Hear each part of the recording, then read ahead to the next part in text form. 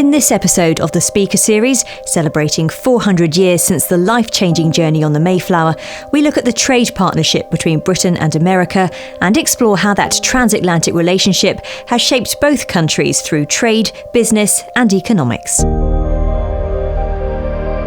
Bronwen Maddox, thank you very much for joining us. It's 400 years since the Pilgrims made that journey on the Mayflower. How did their arrival across the Atlantic help to shape the world we live in today?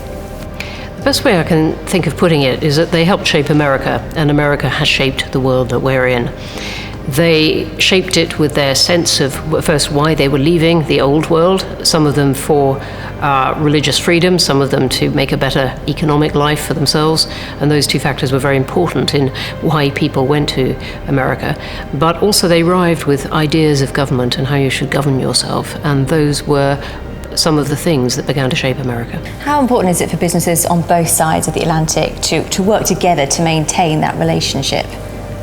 Well, I think it's very important for the commercial relationship between the countries that businesses do try that. What I say if I'm discussing it with businesses is that it's actually, as they know very well, it takes the effort, it actually takes going there, because it's amazing how much you can go to the other country, go to Britain if you're in the States or vice versa, and find that the news and the feelings and the passions of people just strike you anew, even if you thought you were keeping up with the news. And I think businesses really have to put in that effort if they want to keep transatlantic ties, of actually working very hard at it. The separatists made the journey on the Mayflower because of religious viewpoints perceived to be irreconcilable within British society at the time. Can governments learn anything from events 400 years ago to be more tolerant and to stay connected to people? To have laws, to have constitutions that explicitly protect minorities, to have an electoral system that is felt to be fair, including by those who lose, those are the kind of things that make people feel connected with their system of government, even if they don't like the government of the day.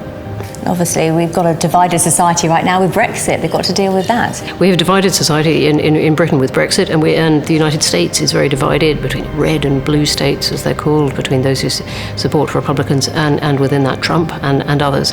And these feelings go very, very deep.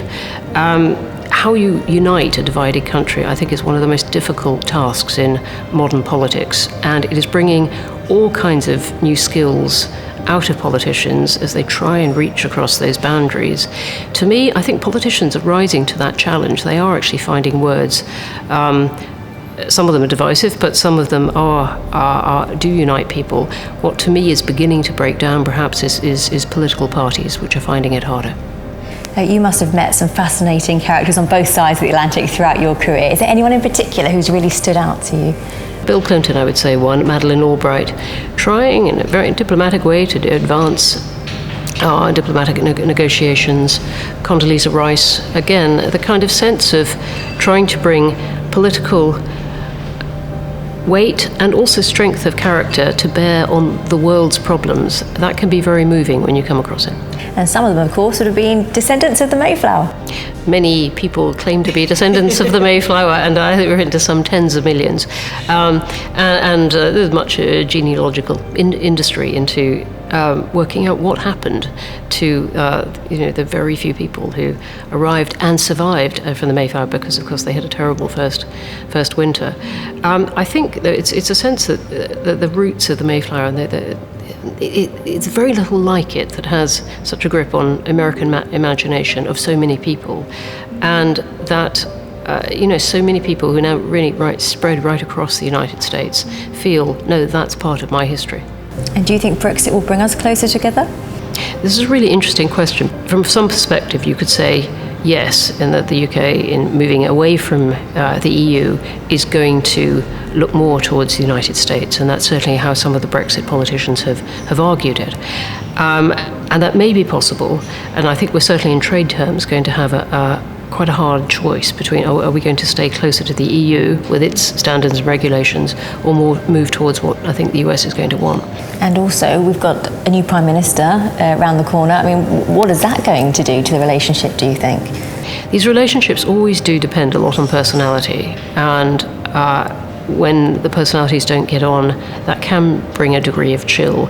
I think relations between the countries are too established for even a really bad relationship to get in the way of that. But there's no question that when two leaders really hit it off, as for example Ronald Reagan and Margaret Thatcher did, that it brings a degree of communication that just isn't there otherwise. Bronwen Maddox, thank you very much.